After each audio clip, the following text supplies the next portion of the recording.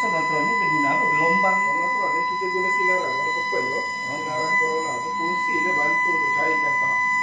Lendir-lendir yang melekat dada dia, leher dia, hidung tekak ya. Lendir-lendir yang melekat tu buatkan untuk selesa tu dia akan cair dekat rongga dia akan pecah. So lepas pada buat sonotron dalam 25 jam ke 8 jam ke ataupun 1 hari dia akan telan tahap tu dia berak. Ataupun dia kalau muntah dia, dia buat dia masuk keluar medik ke dia. Seronok tengok.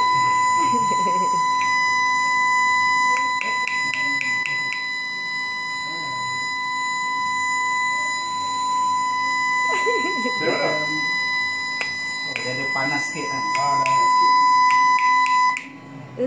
Nah. Cik dari mana? Ya? Dari mana? Pucung. Oh, Dia panas. Sekejap je nak. Mana mainan dia tak ada? Tak ada. Ushina. Ni kat sini. Mata. Ni mata. Ni mata. Malala nak cubit-cubit dia. Aku tak buat apa-apa lah.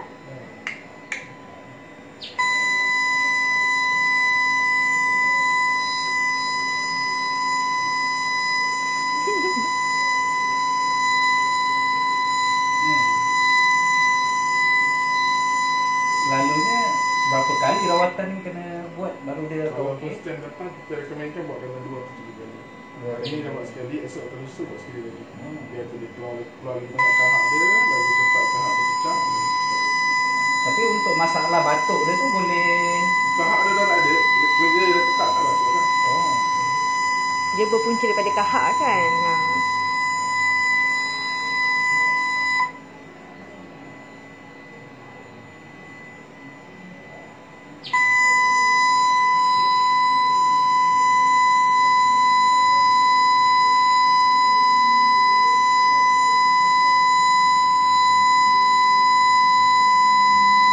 Ya. Tengok apa?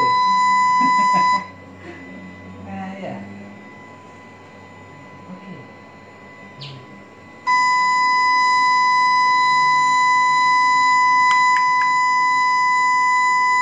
Dia nak nangis tapi dia tahan. Tinggi. Kat sini lah. Sekali rawatan ni berapa lama? Dalam 10 ke 15 minit.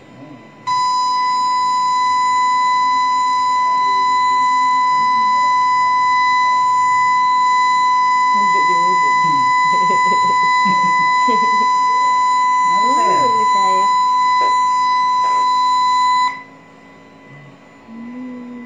Memang dia tak ada ubat-ubat ke apa? Ayah ada lah.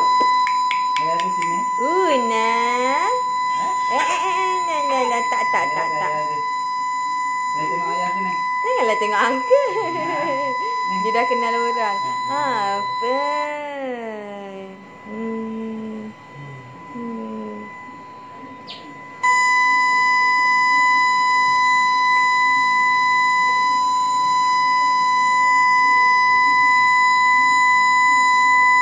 Dia ada apa-apa kesan sampingan tak?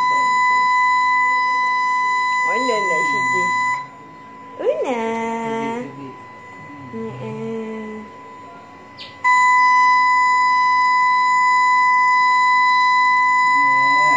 Tak. Alah sayang. Ayah ada sini. Janganlah tengok angkat. Ni. Kat sini lah. Kat sini.